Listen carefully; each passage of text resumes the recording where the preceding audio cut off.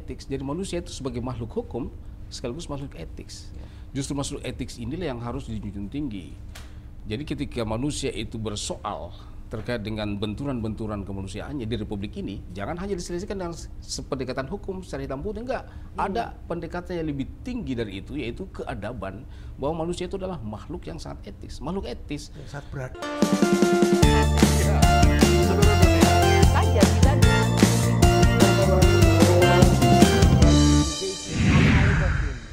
Luar biasa. Meja makan bersama saya Bayu, Chris Budiarjo. Pancasila. Wah, salam Pancasila. Wah, salam Pancasila. Itu memang sebuah upaya untuk menggerakkan kembali rasa cinta kepada Pancasila. Pancasila. Bicara Indonesia, Bicara Pancasila.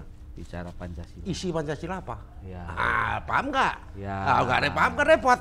Anak SD sudah mulai tahu. Iya. 5 sila itu apa saja. Iya. Itu, dari situ kita mulai menghafal. Bahkan kemarin itu Pak Presiden Jokowi berapa kali menghadiahi sepeda Orang hafal. orang yang hafal Pancasila. Iya. Entah itu gugup, entah itu bingung. Iya. Anak-anak itu banyak yang tidak Hafal. hafal. Iya. Ketika tidak hafal, apalagi artinya. Ya. Tahu sih kita siapa ini? Kembali kita akan bincang-bincang dengan Prof. Muhammad Sabri dari BPIP. BPIP. Kebijakan, Direktur Pengkajian Kebijakan. Wah, mesti bijaksana ya. Bijaksana. Kita akan bincang-bincang tentang materi Pancasila itu apa sih? Ya, Yang ada di dalamnya. ada 5 sila. Lah yang paling anu apa kamu? Ya ketuhanan yang Maha Esa. Kenapa? Nah, kayaknya yang beliau yang bisa membahas. Ya, kenapa? Tuhanan Hanan yang Maha Esa. Maha Esa. Tuhan itu udah Maha Esa. Wah, Tuhan itu udah Kenapa Maha pakai segalanya. ke? Ya. Dan akhiran an. Ya. Ke Tuhan yang Maha Esa, mestinya kan itu aja kan. Iya, Tuhan Tapi dalam aja. perumusan ini kok kenapa ya? Ya. Itu kajiannya gimana, Prof? Ya, Nah, kira-kira terima kasih. ini harus tahu nih. Karena kadang-kadang loh kok ketuhanan. Ya Maha Kok Esa. bukan Tuhan yang Maha Esa saja? Nah. Kenapa pakai ke? Iya. Pakai an. Iya. Itu Ada kan awalan, sekali. ada akhiran. Oh, iya. Iya. Itu kan sering ditanya, anak-anak itu kan kritis ya. Ya. Ini gimana, Prof? Betul. Kau menjawabnya gimana? Jadi semua sila ini ke dan an semua. Iya. Jadi mulai ketuhanan, kemanusiaan, persatuan, kemudian kerakyatan, keadilan. Jadi sebenarnya yang dipercakapkan ini bukan subjek matter dari Tuhan, bukan subjek matter dari manusia, bukan subjek matter dari kesatuan Republik ini, bukan subjek matter dari rakyat, bukan subjek matter dari adil, tapi keadilan, kerakyatan, persatuan, kemanusiaan dan ketuhanan. Artinya ini sebenarnya satu strategi para pendiri bangsa bahwa betapa intinya 5 sila ini dalam kehidupan kita, tetapi kita membuka ruang percakapan yang lebih fleksibel.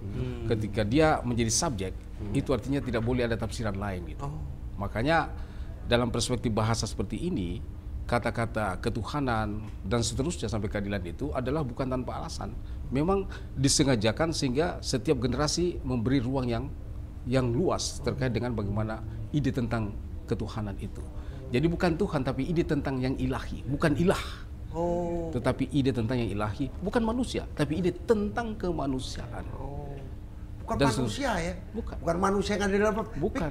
kemanusiaan. Berarti bukan Tuhan aja, ketuhanan. Sifat-sifat Sifat-sifat, manusia. ya. Persis.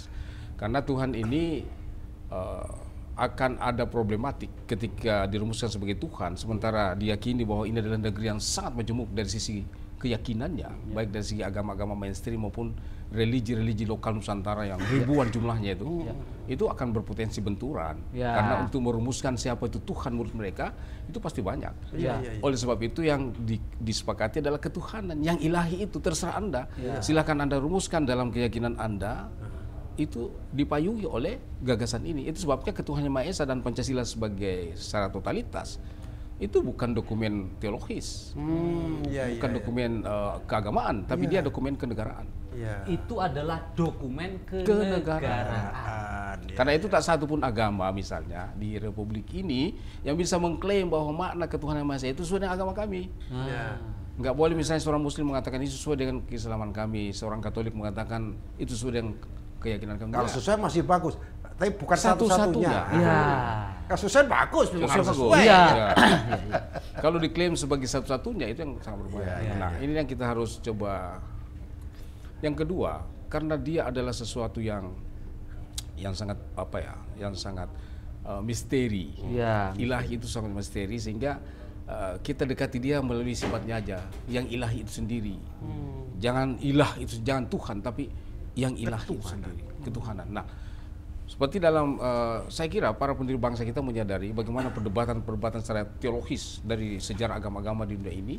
Ada dua mazhab besar dalam rumusan teologi tentang yang ilahi itu. Yang pertama, ada yang disebut dengan teologia positiva, ada yang disebut dengan teologia negativa. Kalau teologia positiva itu mencoba mendekati Tuhan secara positif melalui paling tidak 3 hal, yaitu melalui sifat-sifat Tuhan, melalui nama-nama Tuhan, atau ciptaan Tuhan.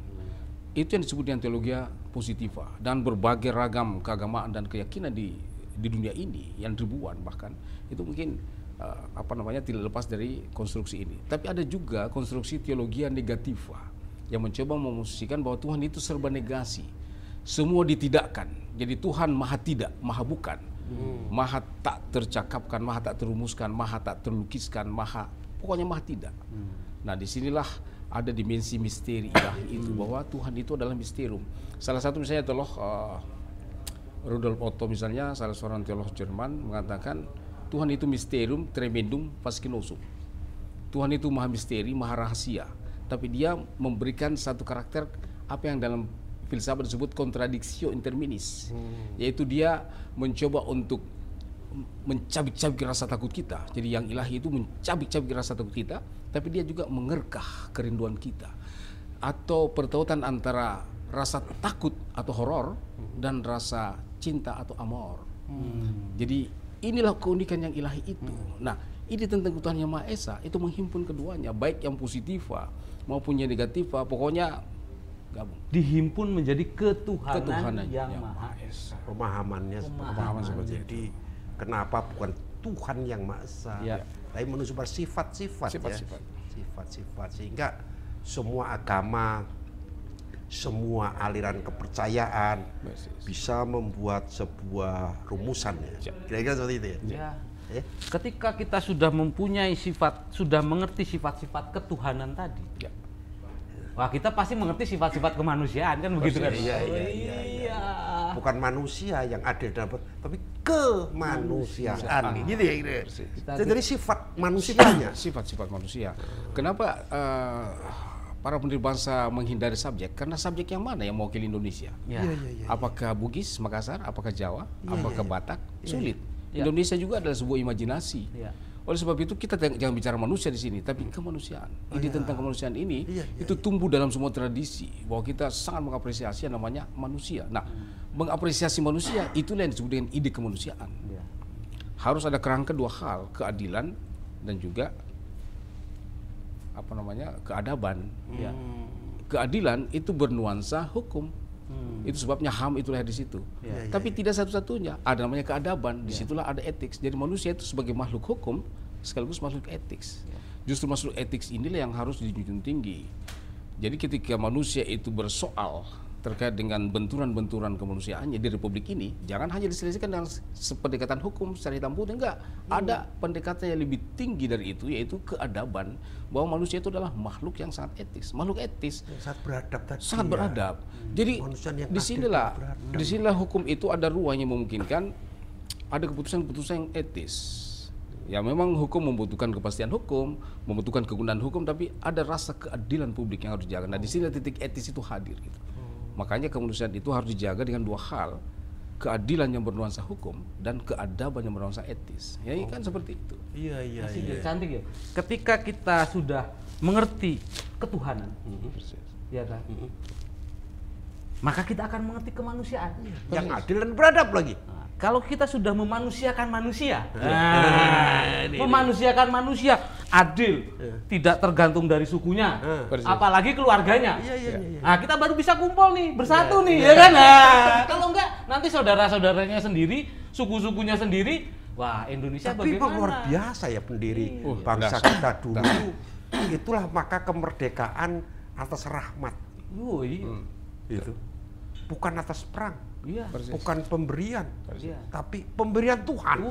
Karena rahmat Allah, atas rahmat kan? Betul. Itu kemerdekaan kita. Ini luar biasa sehingga uteki sotok. Kadang-kadang coba kita pikir kan, coba kalau kita kaji pendiri bangsa kita ini, uteki tekan dan itu bahasanya loh, ketuhanan yang maha, kemanusiaan, terus yang ketiga tidak pakai ke persatuan aja. Tapi itu sifat, bukan satu, bukan satu, tapi persatuan. Bukan satu Indonesia, persatuan. Bukan satu, tapi yang satu itu yang bagaimana? Iya. Bukan rakyat yang kita percakapkan. Iya. Karena bisa diklaim ini rakyatku itu rakyatmu, enggak. Tapi kerakyatan, ide tentang kerakyatan, bukan rakyat. Yang dipilih hikmah kebijakan dalam permusyawaratan perwakilan. Ngeri itu bahasanya itu. Iya, cara berpikir mereka itu udah wah madilog iki. Madilog itu cara berpikir. Bukan buah pikiran, tapi cara berpikir. Bagaimana cara berpikir benar menghasilkan teori atau pemikiran-pemikiran yang benar kan begitu. Dalam waktu yang sesingkat-singkatnya. Mereka sidang BPUPKI, proses-proses setelah merdeka 1 hari ditetapkan dalam pembukaan Undang-Undang Dasar 1945, kemudian dirumuskan Pancasila kan gitu. Karena rumusan apapun yang kita gunakan itu Undang-Undang Dasar 45 kan. Dan 1 hari loh, ketok palu jeder. Makanya ini kita harus bedakan antara Pancasila sebagai rumusan dan Pancasila sebagai nilai. Iya. Rumus yang disebut rumus itu kan kode. Rumus itu kode, tanda, simbol. Ketika sebuah realitas kita mengalami keterbatasan untuk membahasakannya, baik secara tulisan maupun secara lisan, maka timbullah dunia kode, dunia rumus, rumus matematik, rumus kimia dan sebagainya. Karena rumitnya membicarakan tentang air, ya dirumuskan saja H2O. Nah, yang dirumuskan oleh para pendiri bangsa itu rumusan tentang Pancasila. Bukan hanya itu nilai Pancasila. Nilai itu melimpah ruah dalam tradisi Nusantara, baik yang tradisi pesisir dan pulau-pulau, tradisi agraris pedalaman yang berbasis tanah dan sebagainya. Sebab kita tanah air. Apa artinya bahwa karena dia merupakan rumusan, dia simplifikasi model penyederhanaan dari nilai-nilai yang melimpah ruah di tanah air. Oleh sebab itu, semua nilai yang muncul sebagai nilai-nilai kebajikan publik di Republik ini, baik yang berbasis pada agama-agama maupun kearifan lokal, itulah Pancasila. Dan ini rumusan harus terkonfirmasi dengan kebajikan ini, bukan ini yang harus dipaksa tunduk pada rumusan. Jangan dibalik-balik ya. Jangan dibalik. Ketika saya biasa ilustrasikan kepada anak milenial, ketika Anda untuk pertama kalinya jatuh cinta, Anda mencoba menyusun narasi-narasi puitik untuk si dia. Tapi ketika berjumpa dengan dia, Adinda, ada apa Kak? Saya ingin mengutarakan sesuatu, tapi saya mengalami kemacetan narasi. Gitu ya. Tapi saya oke lah, saya tidak bisa ngomong apa-apa, saya hanya mengatakan seperti ini. Ini rumus. Jadi ini kode kebangsaan. Jadi Pancasila sebenarnya kode kebangsaan. Tapi bukan itu. Jangan berhenti di situ. Makanya harus digali terus. Bahwa di balik kata ketuhanan yang maha esa itu apa? Di balik kemanusiaan itu apa? Karena dia hidup dalam tradisi Nusantara, baik yang diinspirasi oleh nilai-nilai agama Nusantara maupun agama kultur dan kearifan lokal. Termasuk demokrasi kerakyatan yang dipilih kebijaksanaan dalam permusyawaratan perwakilan lagi. Harus ada ya kan gitu, bukan yang musyawarah keseluruhan, tapi perwakilan. Itu kan luar biasa itu.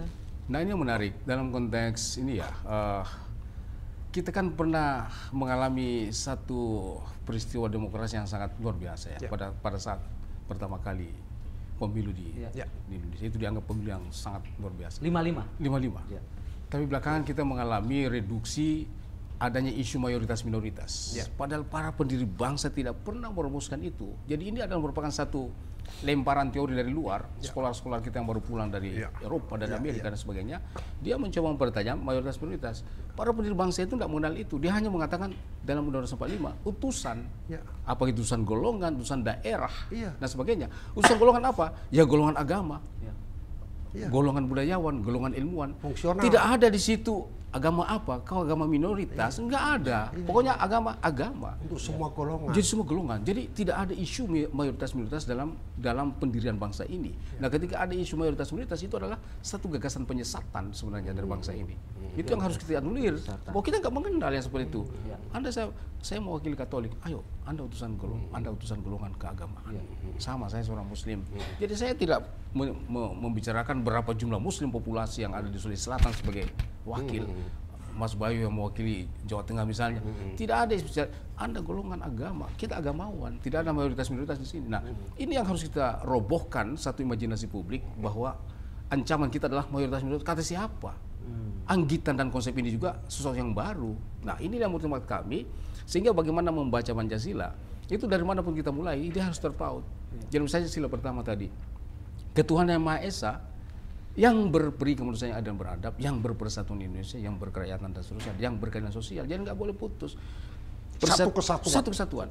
Persatuan Indonesia yang berketuhanan yang Maha Esa, yang berkemanusiaan dan seterusnya. Jadi dari manapun kita mulai, dia harus terpaut. Saling terkait. Saling terkait. Karena itu holistik, totalitas dan komprehensif. Nggak boleh pisah-pisah ini barang. Jadi membaca Pancasila tidak bisa sepotong-sepotong, tidak bisa sila per sila ya. Kalau pendalamannya oke, tetapi pendalaman. Tapi dalam praktek kenegaraan, praktek hukum, pembuatan hukum harus berbasis pada kelima sila itu ya. Misalnya harus berkeadilan sosial dan sebagainya. Karena misalnya inti daripada ide tentangnya ilahi, yaitu cinta kasih. Cinta kasih. Jadi yang transendental ilahi, tapi efek dari itu adalah kemanusiaan. Jadi doktrin agama-agama di Nusantara, agama-agama mainstream seperti Islam, Katolik, Kristen, Hindu, Buddha maupun Konghucu, dan juga agama-agama lokal, religi-religi lokal Nusantara itu berdimensi transendental dan juga horizontal, dimensi ilahi dan manusia. Jadi ketika ada agama yang sangat mudah untuk merobek-robek kemanusiaan, dengan Allahu Akbar bisa membunuh orang, dengan Haleluya juga bisa membunuh orang, itu berarti ada something wrong. Ada yang keliru dalam memahami agama. Karena inti agama itu adalah kemanusiaan. Kemanusiaan. Ketuhanannya bagaimana, kemanusiaannya bagaimana, kan harus begitu. ada keseimbangan, harmonisasi antara ketuhanan dan kemanusiaan. Nggak bisa bersatu kalau itu, udah nggak bisa bersatu itu. Setelah bersatu rapat Pak ya. Rapat menentukan.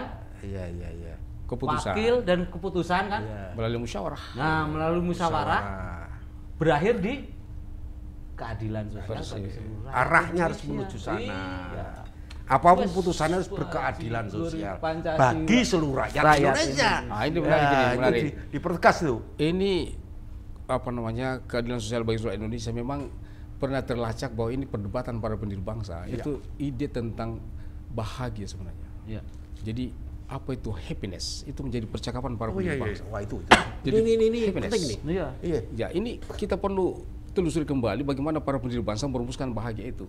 Karena ternyata hampir semua filsafat politik terkait dengan bernegara itu merujuk pada seorang filosof di abad 3 sebelum Masehi yang bernama Epicurus. Epicurus menyatakan tujuan kita hidup dan bahkan tujuan kita bernegara cuma satu, meraih kebahagiaan. Dan itu yang berevolusi terus dalam percakapan-percakapan politik, dan itu semakin menjadi percakapan yang meluas. Ketika abad 18 ada seorang filsafat politik di Inggris terutama yang bernama Jeremy Bentham. Jeremy Bentham ini yang memberikan pemahaman yang sangat kokoh di kalangan masyarakat Eropa hari ini termasuk Amerika. Dia mempunyai rumusan bahwa kebahagiaan di tingkat negara itu rumusannya the greatest happiness of the greatest numbers. Jadi negara itu sukses mempersembahkan kebahagiaan kepada bangsanya ketika lebih dari separuh bahagia. Jadi kalau kita bangsa ini 200 juta misalnya, 101 yang bahagia itu dianggap bangsa Indonesia sudah sukses. Nah ini menurut Bentham, tapi itu dikritik oleh muridnya sendiri yang bernama John Stuart Mill. Dia mengatakan kalau begini ada cacat moral, karena dia hanya berpatokan pada yang bahagia saja, sementara masih banyak yang tidak bahagia. Karena itu dia memberikan satu solusi, yaitu apa yang disebut Mill sebagai the total happiness, yaitu kebahagiaan yang total. Nah, kami mempunyai dugaan, pikiran John Stuart Mill inilah yang ditangkap oleh Soekarno, Supomo, Ahmad Ramis, kemudian Hatta dan sebagainya, bahwa memang keadilan sosial itu harus bagi seluruh Indonesia. Total happiness, bukan the greatest happiness of the greatest numbers, bukan hanya kelompok-kelompok tertentu yang bahagia, sementara yang lain enggak. Nah, ada yang menarik. Saya senang Mas Bayu mengatakan kita sejak awal sudah mengumandangkan Indonesia Raya 3 stanza ya, yang dikenalkan W.R. Supratman sejak Kongres 26 dan Kongres 28 ya. Itu yang menarik Om Chris, Mas Bayu ya. Ada 3 seruan moral dalam 3 stanza Indonesia Raya. Pertama itu, marilah kita berseru Indonesia bersatu, seruan bersatu. Stanza kedua, marilah kita mendoa Indonesia bahagia, happiness. Yang ketiga, marilah kita berjanji Indonesia abadi. Nah, ini kalau the beginning with the end, ketika kita mulai dari belakang, berarti abadi, bahagia, bersatu. Dengan kata lain, Indonesia bisa abadi kalau Indonesia bahagia. Indonesia bahagia, jangan the greatest happiness of the greatest numbers ala Bentham, tapi the total happiness. Kapan ini bahagia ini tercabik-cabik? Abadi Indonesia itu nonsense. Bahkan boleh rubuh sebagai satu bangsa. Dan bagaimana kita bahagia? Harus bersatu dulu. Jadi syarat kebahagiaan adalah persatuan. Syarat untuk abadi bahagia dulu. Dan abadi secara total keadilan sosial bagi seluruh, bukan sebagian. Bagi seluruh rakyat Indonesia. Sehingga menjadi tujuan berbangsa dan bernegara Visi negara.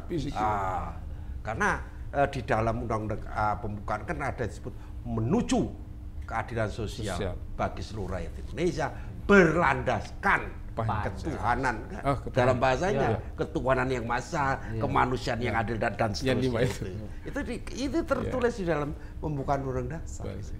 Jadi kadang-kadang berarti visi kita ada keadilan sosial bagi seluruh rakyat Indonesia. Ini luar biasa, menarik itu. Baginya itu kadang-kadang lupa. Nah itu seluruh rakyat Indonesia. Jadi pembangunan itu tidak boleh Jawa sentris, harus Indonesia sentris. Baginya itu jangan lupa.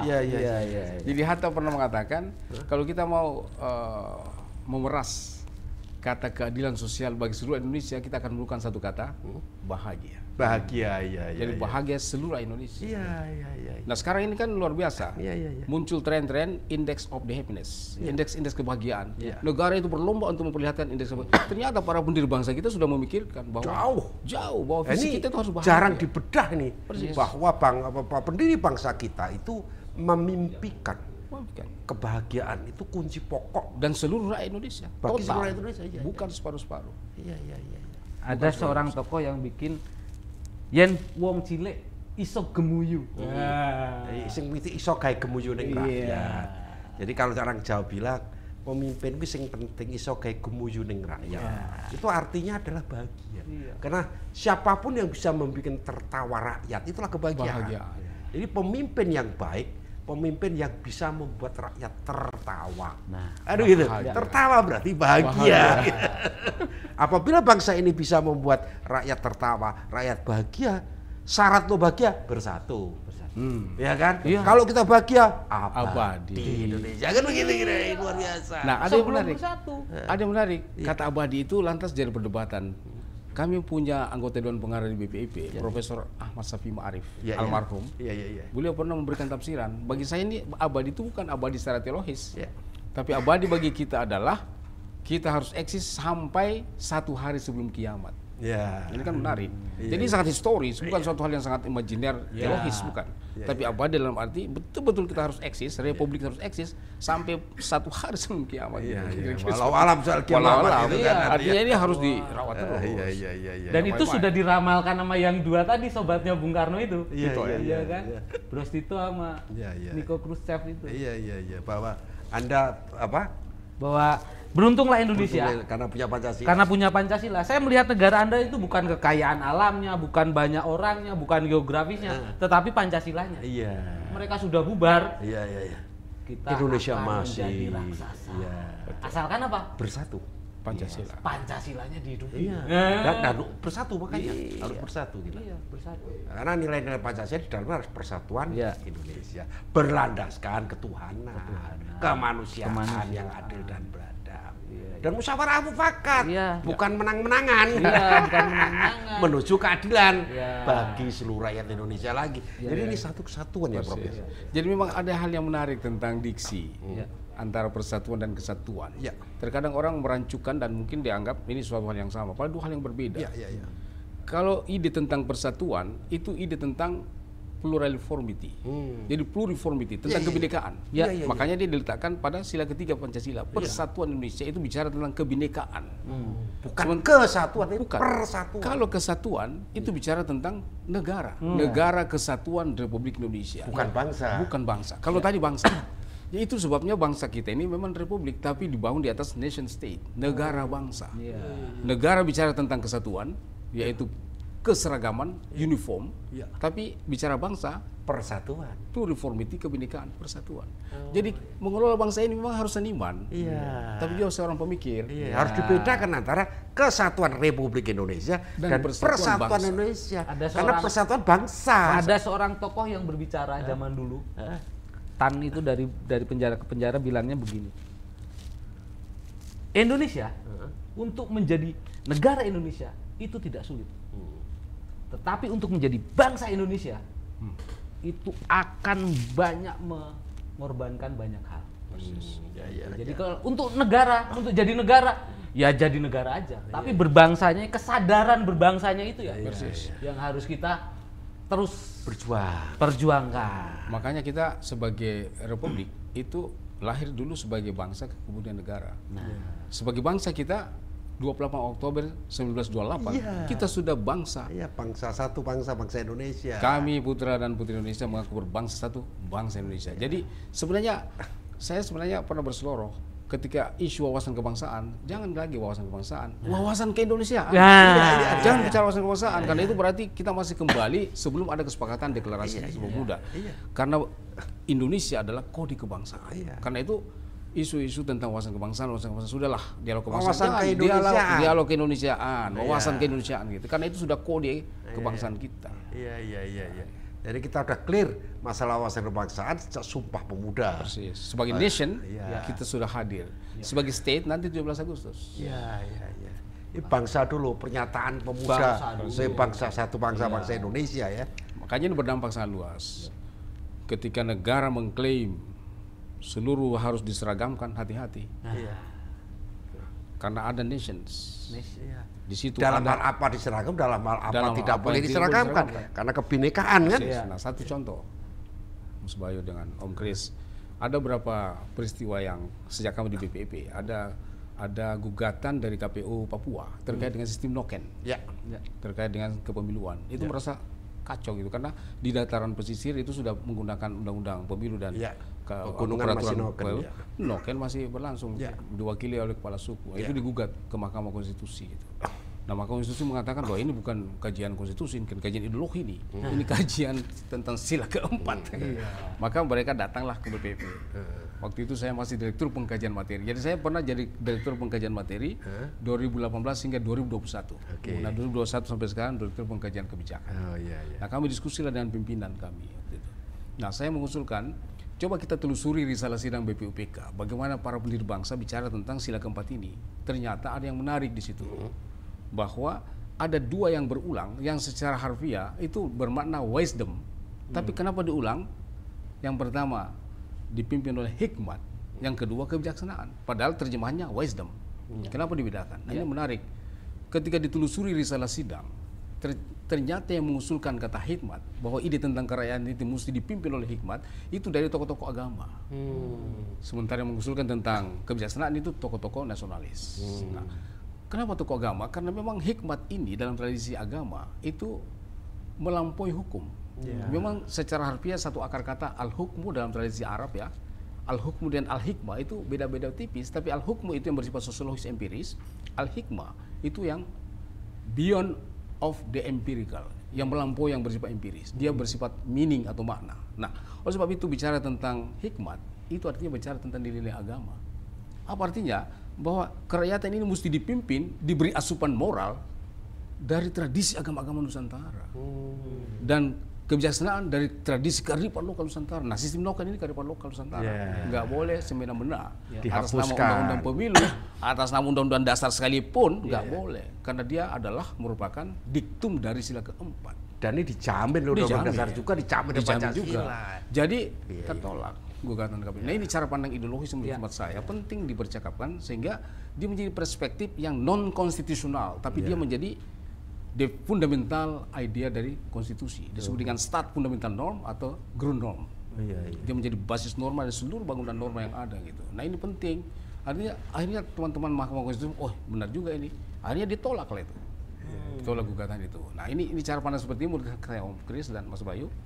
Penting kita gelorakan. Inilah cara penggalian kembali. Ada satu ungkapan, ketika sebuah teks itu biarkan terkapar, maka dia akan mengalami kematian. Tapi ketika teks itu hadir pada pikiran-pikiran dinamis, maka dia akan mengalami penghidupan kembali. Nah, Pancasila nggak boleh terkapar seperti itu. Dia harus ditafsiri kembali supaya dia sesuai dengan nafas zaman. Gitu. Hidup dan menghidupi Pancasila.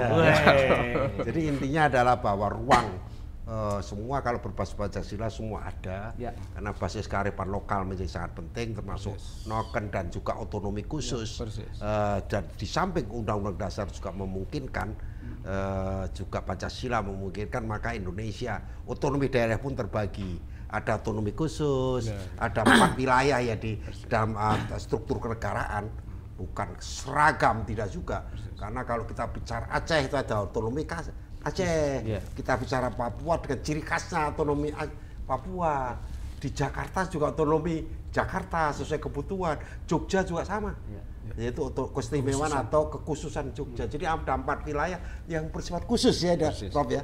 Sehingga ini adalah cermin daripada persatuan tadi. Itu bukan kesatuan saja, tidak hanya kesatuan, tapi persatuan. Bineka Tunggal Ika tetap bisa kita bisa kita pahami dan bisa kita aktualisasi dalam kehidupan masa kini. Tetapi ketika itu salah, menjadi keseragaman nantinya. Jadi tidak boleh kesatuan. Negara Kesatuan Indonesia tetap kesatuan, tapi sebagai bangsa kita adalah persatuan. Kita akan lanjut bincang-bincang tentang Pancasila hari demi hari, sangat menarik, dan kita tidak akan berhenti sampai sini. Karena bicara Pancasila tidak pernah akan selesai. 1, 2, 3 hari siapapun boleh berbincang, dan kalau ada pandangan, ada saran tentang Pancasila, bagaimana terapannya, kepada teman-teman pendengar bisa menyampaikan melalui forum komentar. Kembali kita gaungkan. Salam Pancasila. Selamat berjumpa di meja makan selanjutnya.